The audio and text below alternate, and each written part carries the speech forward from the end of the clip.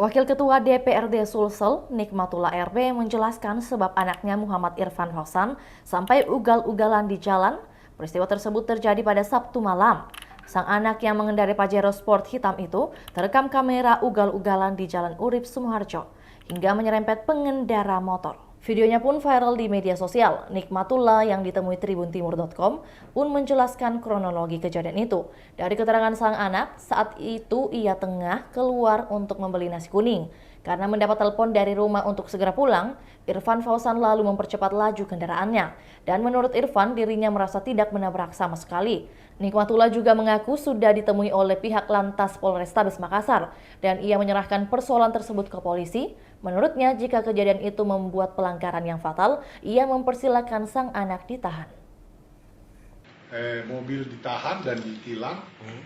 Saya juga bahkan ketika ditelepon saya bilang kalau memang pelanggarannya fatal, tahan saja. Ya, menurut apa itu yang tangani? Ini kan pelanggaran lalu lintas ringan Pak Ketua, karena ternyata juga tidak ada korban. Saya tadi didatangi oleh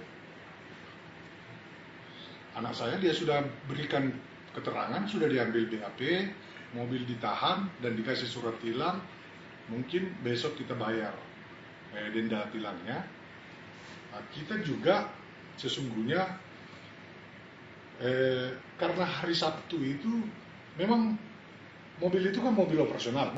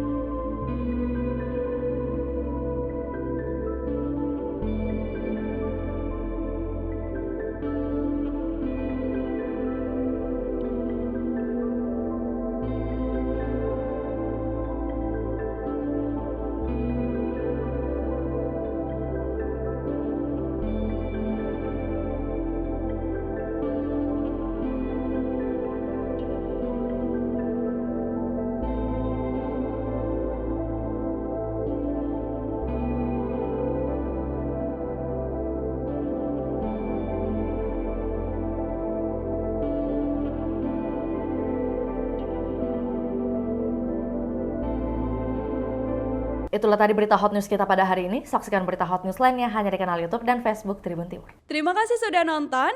Jangan lupa like, subscribe, dan share ya.